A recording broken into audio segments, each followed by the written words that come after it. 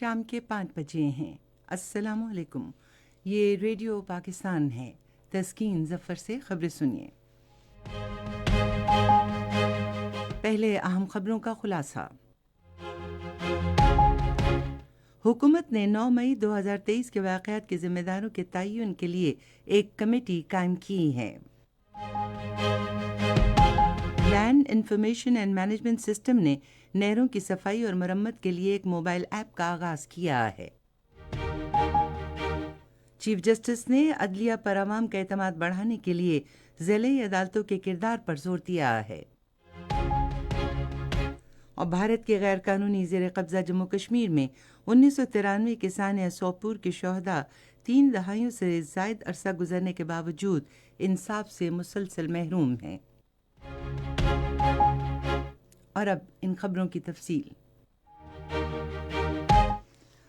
حکومت نے 9 مئی 2023 کے واقعات کے بارے میں ایک کمیٹی تشکیل دی ہے۔ کابینہ ڈویژن نے کمیٹی کی تشکیل کے بارے میں نوٹیفیکیشن جاری کر دیا ہے۔ قانون اور انصاف کے نگراں وزیر اس کے کنوینر ہوں گے۔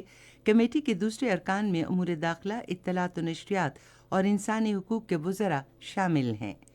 کمیٹی کے قواعد و ضوابط کے مطابق یہ 9 مئی کے واقعات کا باعث بننے والے عوامل کا جائزہ لے گی اور ان کے سرغنہ، منصوبہ سازوں، سہولت کاروں اور منصوبے پر عمل کرنے والوں کی شناخت اور ان کے کردار کا تعین کرے گی۔ یہ کمیٹی ان واقعات کی وجوہات کا تجزیہ کر کے ذمہ داروں کا تعین کرے گی اور ان واقعات کے فوری اور طویل مدت اثرات کا جائزہ لے گی۔ کمیٹی ایسے انسدادی اقدامات تجویز کرے گی کہ قومی سلامتی کو نقصان پہنچنے والے یہ واقعات دوبارہ رونما نہ ہوں اور ایسے واقعات کی روک تھام کے لیے موجودہ قانونی نظام کو مستحکم کرنے کے اقدامات بھی تجویز کرے گی۔ کمیٹی 14 روز میں کابینہ کو اپنی رپورٹ پیش کرے گی۔ عام انتخابات کے لیے کاغذات نامزدگی منظور یا مسترد کیے جانے کے خلاف دائر اپیلوں کو نمٹانے کے لیے تشکیل دیے گئے ایپلیٹ ٹریبیونلز بدھ تک ان اپیلوں پر فیصلے کریں گے۔ ان ٹریبیونلز کی سربراہی ہائی کورٹس کے جج کر رہے ہیں۔ انتخابی شیڈول کے مطابق امیدواروں کی ابتدائی فہرست جمعرات کو جاری کی جائے گی اور امیدوار جمعے تک اپنے کاغذات واپس لے سکتے ہیں۔ انتخابی نشانات اس ماہ کی 13 تاریخ کو الاٹ کیے جائیں گے، جبکہ عام انتخابات کے لیے پولنگ اگلے ماہ کی 8 تاریخ کو ہوگی۔ Land information and management system نے نہروں کی صفائی اور مرمت کے بارے میں ایک موبائل فون ایپ کا آغاز کیا ہے۔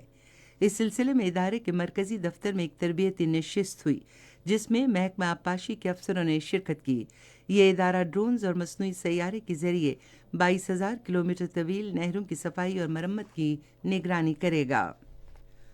Chief justice of Pakistan justice Qazi Faez عیسیٰ نے عدلیہ پر عوام کا اعتماد بڑھانے کے لیے ضلعی عدالتوں کے کردار پر زور دیا ہے۔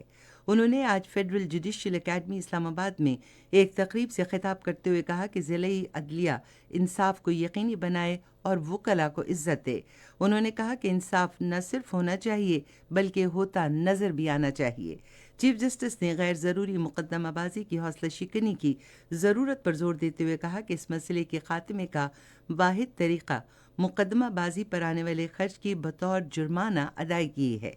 قاضی فائز عیسیٰ نے ماحولیاتی تحفظ کی ضرورت پر بھی زور دیا اور کہا کہ یہ ہمارے مستقبل کا معاملہ ہے۔ چین نے سوزو انڈسٹریل پارک میں ایک تقریب میں پاکستان کو 160 برقی بسیں حوالے کیں۔ چائنا اکنامک نیٹ کی ایک رپورٹ کے مطابق یہ کم لاگت برقی بسیں کئی فوائد کے حامل ہیں، کیونکہ یہ کاربن کا اخراج اور شور کی آلودگی بھی نہیں کرتیں، جس سے پبلک ٹرانسپورٹ کی کارکردگی اور شہریوں کا سفری معیار بہتر ہوگا۔ افغان باشندوں سمیت غیر قانونی طور پر مقیم غیر ملکیوں کی ان کے ملکوں کو باوقار اور محفوظ انداز میں واپسی کا سلسلہ جاری ہے۔ تازہ ترین اعداد و شمار کے مطابق گزشتہ روز تقریباً 1,000 غیر قانونی طور پر مقیم افغان باشندے اپنے ملک واپس چلے گئے۔ اب تک 4,60,000 سے زائد غیر قانونی طور پر مقیم افغان باشندے واپس جا چکے ہیں۔ بھارت کے غیر قانونی زیر قبضہ جموں کشمیر میں سوپور قتل عام کے متاثرہ خاندان 3 دہائیوں سے زائد عرصہ گزر جانے کے باوجود تاحال انصاف کے منتظر ہیں۔ کشمیر میڈیا سروس کی طرف سے آج سوپور قتل عام کے 31 برس مکمل ہونے کے موقع پر جاری کی گئی ایک رپورٹ میں کہا گیا ہے کہ بھارتی فوجیوں نے 1993 میں آج کے دن سوپور میں اندھا دھند فائرنگ کر کے 60 سے زائد بے گناہ کشمیریوں کو شہید جبکہ 400 کے قریب دکانیں اور مکان نذر آتش کر دیے تھے۔